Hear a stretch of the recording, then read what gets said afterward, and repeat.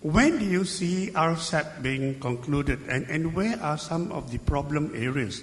We've heard issues between China, India, and some of the Northeast Asian countries having issues among each other. The problem is not among ASEAN, because we have already had our agreements with China, India, Japan, Korea, but it is among the other countries. When do you think RCEP can be concluded, and what are some of the major issues that needs to be resolved? Okay, thank you, Tan Sri.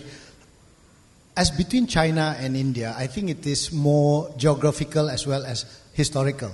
So, two great nations, big nation having hundreds of millions and 1 billion plus people, obviously have their sovereignty to preserve and protect. But as they progress forward, as challenges all over the world happens as well to China, I think there will be a time where the convergence of these ASEAN Plus partners will come into fruition. And I believe that India as well as China will definitely find a very, amicable solution on any issue. But I stress as well, even Malaysia had some issue with India, more on the palm oil again. But it has since been resolved. I think it takes a lot of resolve between people. It takes a lot of trust between people. It is building of trust that is the most difficult. Mr. Wolfgang is from Germany and West Germany as well one time. I believe that breaking the wall down was based on trust as well. It was not easy for them. They were divided for decades after the war. And they managed to find trust, and now there's one Germany has become a huge economy in Europe. Now, in our story, it is about how the 10 ASEAN countries are able to work with the dialogue partners and these plus partners like India, China, Japan, Korea, and how we intend to become, of course, New Zealand and Australia, how we intend to become a seamless, as I mentioned earlier, economy where we can then protect and also defend our economy at the same time from any threats. Minister, if I can just ask one related question. This morning we've heard from the floor questions from many of the business participants on the CPTPP. Will our government be willing now to move forward and ratify CPTPP? Our country is as divided as well as any other country on issues of trade, on issues of working together. But I zone down to CPTPP. CPTPP, the position of the government has never been not to ratify the position of the government, I correct this, has never been either to not or to ratify. Okay? The position of the government is we appreciate the fact that this agreement was entered before this current government took over, and there were prerequisite conditions that were not met. What are these prerequisite conditions? We have to amend 19 statutory laws, 17 to 19. I believe they did amend 2, so it's 17 now, statutory laws to comply with the terms of the CPTPP. But on top of that, Tan Sri, we also have to amend regulations as well as laws at the state level. So those are things that we never fathom, but the Prime Minister has already instructed the government and his cabinet to ensure that any changes can be done provided it serves the current policy of the government. But let's look at it this way, ladies and gentlemen. While the proponents of CPTPP have met me, the opponents of CPTPP has also met me, and this is the dilemma I have. Both sides have a good story to present, or good arguments to present. But did you, and I'm sure you realize this, Tan Sri, 7 out of the 11 CPTPP are ASEAN. 7 out of the 11 are ASEAN members as well as dialogue partners. Those who are not ASEAN are 4 in CPTPP. That is Chile, Peru, Mexico, and Canada. Now, it is already in effect, the CPTPP, because 7 countries have since ratified it, including Vietnam. So 7. We have RCEP, we have ASEAN. I would like to think this way.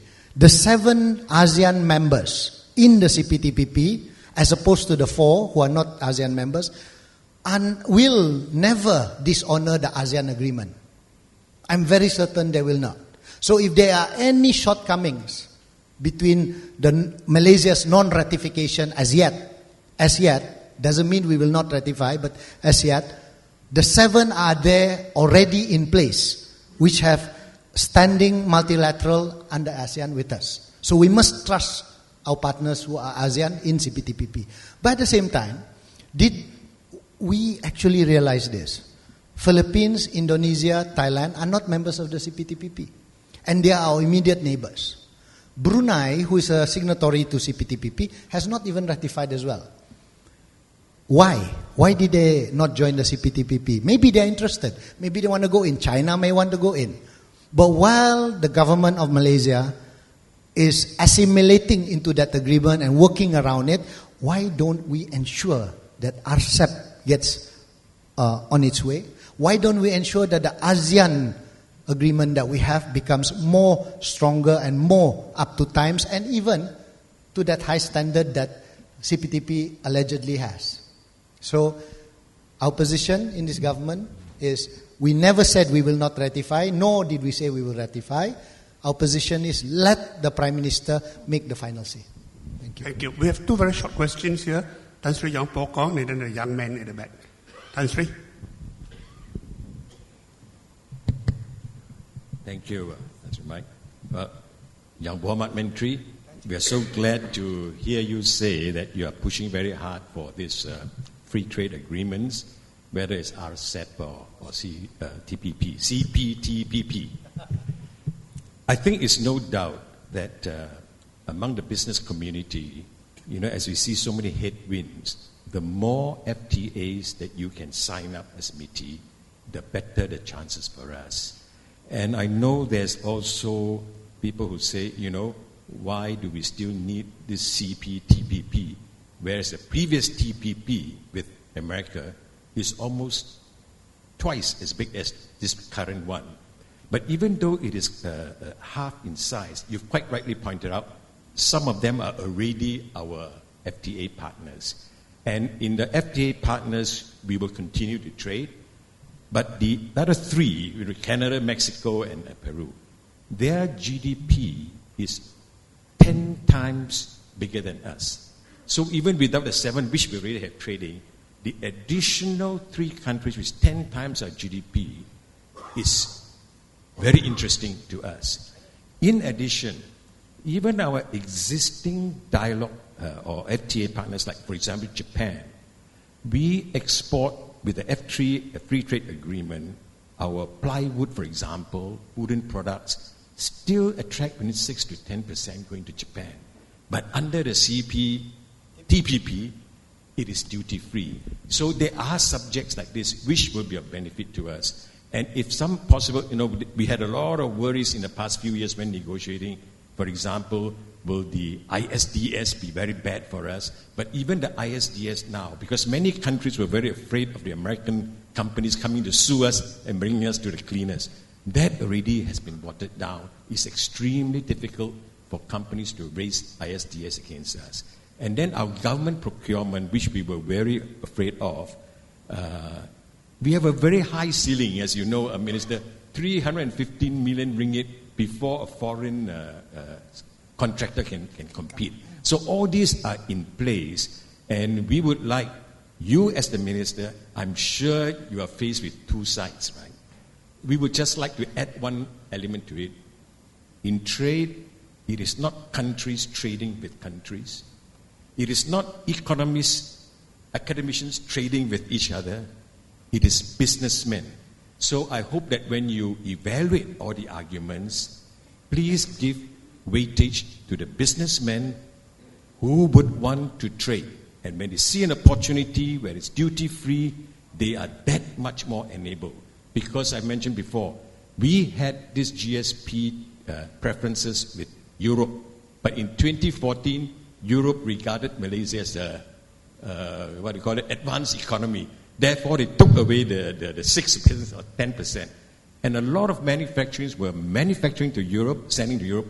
They were then subject to a 6% duty and they lost market share. Of course, now, we don't appreciate what we don't have until we lose it. Now, Vietnam is there. They are going to be our biggest competitor. And we would like to appeal that before we give too much advantage to Vietnam to have a head start, try to expedite it and listen more to the businessmen and not too much the two-handed economists who may advise you, don't do it. So that's our appeal to you from the business community. Thank you. Was that okay, thank you very much. Was there any other more question? Good afternoon, Minister. I'm Timothy from the Association of Malaysian Economic Undergraduates. Yeah. So my question is regarding the palm oil issue. So there's this two narrative, one by the EU and one by Malaysia. So the EU says that the problem with palm oil is right now is that there's unsustainable cultivation of palm oil, destruction of rainforests and orangutans. And then the Malaysian narrative is basically it's a conspiracy to destroy palm oil. So when we sift through this narrative, right? So the issue remains, which is like there remains this concern whereby the huge tracts of rainforest are being demolished in Sarawak, Sabah, and even our neighboring country, Indonesia. What has Malaysia done to combat, this sort of destruction of rainforest? And how has Malaysia tried to sift through this? Because at the end of the day, it's about trust, especially when we put out standards of green standards to comply to EU regulations. So what has Malaysia done to sift through this trust, to bridge the trust? And isn't it in bad faith to say that, to paint this entire thing as a conspiracy? Yeah, so that's my question. Thank you. Next question. Hi. Good afternoon, Tan Sri, YB Darell and Mr. Wolfgang. I'm Brian Siu from Firefighter Industry, very unrelated to my question that I'm going to ask about palm oil. I was recently in San Francisco where YB Teresa Koch shared to the Malaysian diasporas about palm oil. Same sentiments, right? The Europeans are going against us on the notion that we're killing rainforests and killing orangutans. And I see that they are using a lot of soft power in terms of media, in terms of emotions. And Greenpeace recently released a video, a very viral video that went viral about an orangutan losing its home. And it was in a cartoon base. And it touched millions of people. People believed in it. And so my question now is the Malaysian government using this soft power in terms of creativity, emotions, to push Malaysia forward even in the palm oil industry? Thank you. Thank you. I'll answer Tan Sri's question first. Now, I agree with you that we must listen to the industry, the players like yourselves who are in business. However, the position that we are taking at the moment, as I've already explained, is the government must assimilate into these terms that we have. Whilst we are doing that, whilst the Prime Minister has already asked us to do that, we must proceed with the other FTAs that we already have. Okay. As for the benefits, you specifically took out Chile, because you know very well that Chile has FTAs with us. Mexico, as well as Peru, are under the Alliance, Pacific Alliance Treaty. And we have been invited by them to look into, if not bilateral, as an observer within the Pacific Alliance. Now, that would leave only Australia. Canada. Canada. So we will deal with Canada when the time comes. All these are, of course, contingent upon when we ratify. But prior to that, we must act for you as well, to make it easy for you to ensure that countries such as Peru, Mexico, as well as Canada will be on board with us to another method of, to another FTA or probably agreements similar to an FTA. So I'll do that in the meantime and contingent upon what the Prime Minister will decide. Okay? I understand competitive advantage. In fact, Vietnam is already well ahead. They were one of the last to ratify. But of course, there are things that I cannot tell you what they did. Those are intrinsic within the intelligence that we have. So they must actually, I'll tell you later privately what happened. But no, I cannot comment of another country, you see. On the palm oil, I think the questions is almost similar. One, we must not be emotional over it. But we must defend our crop when they create a lie. It is very obvious that they are talking about orangutans, which they have no connection to. I am from Sabah, and it doesn't justify what I'm saying, but the fact is I'm from Sabah, and the orangutans are endemic only to Borneo. I know that there is a sanctuary because my cousin, who's a veterinarian, was amongst the founder of the sanctuary on orangutan. The orangutans were devastated not only because of deforestation, but because of evil people who kill this animal for fun.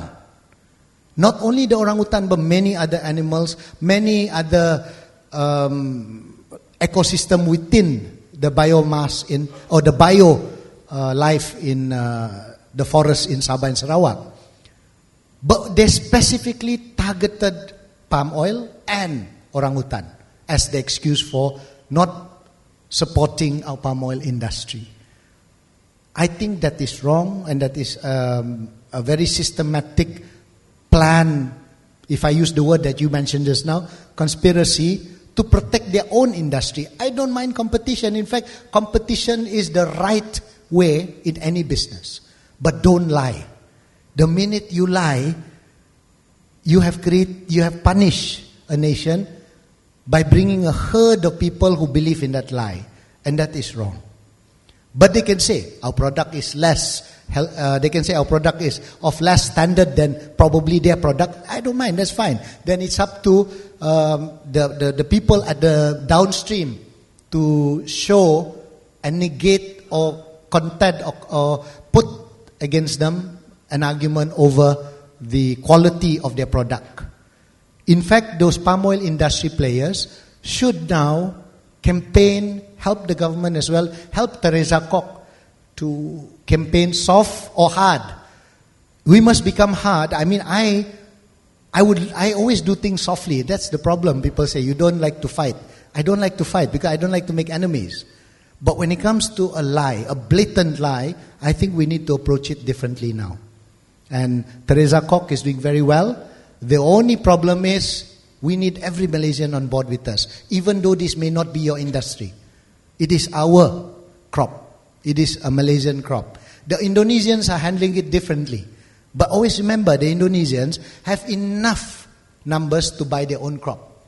They have 200 plus million, almost 300 million people. 10% of them is already Malaysia. Almost Malaysia. Imagine 260 million people. There's 26 million for 10%. So they just need 15% to buy their palm oil and they're okay. So Indonesians is in a different zone as opposed to Malaysia. So I would like to get ideas from you all as well on how to battle this and how to make it right. Soft discussion, yes, we are doing it. I'm doing it as a trade minister because I can't be the minister who goes to the with a boxing glove each time. That I leave to Teresa. Thanks. Thank you very much, Minister, for taking some questions. I'm afraid we do not have any more time left for questions. One more. Okay, last one. Then. Thank you. What is your name? Saraswati Rajagopal. Hello. Hello.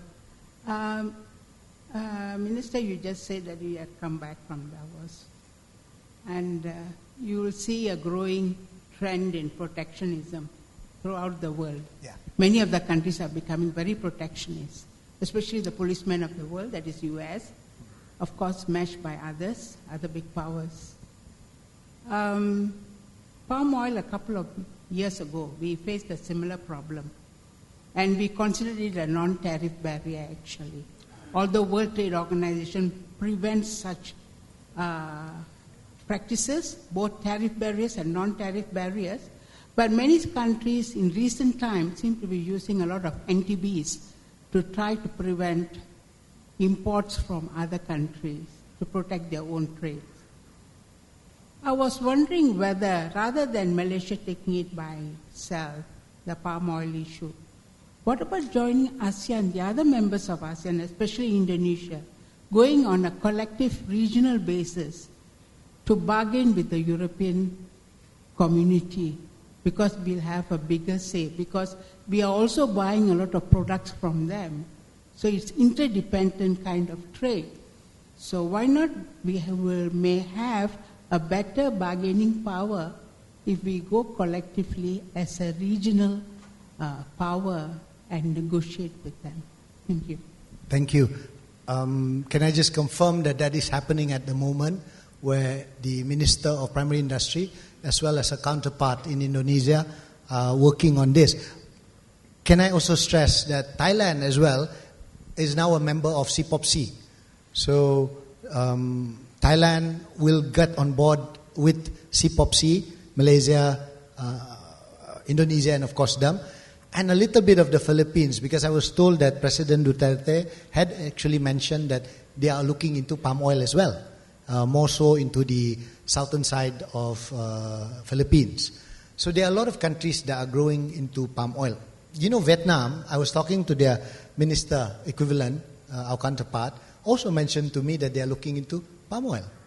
Laos, Cambodia as well. Why? Is because they know that they have to have a crop. There's many other crops that we can grow. Someone just told me kanaf. I mean, wow. You know, I actually suggested to someone, if somehow we come up to the stage where we may have to do it, we may have to even consider crops that were illegal before, like hemp.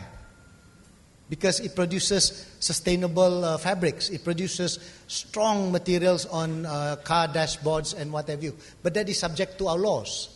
So all these kind of crops are available. It's a matter of whether we want to do it or otherwise.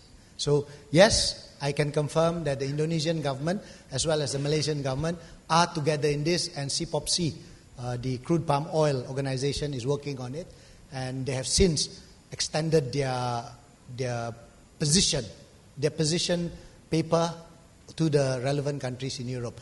At the same time, there are many European countries that also supports us. That I can assure you, because they have met me and their government have assured us.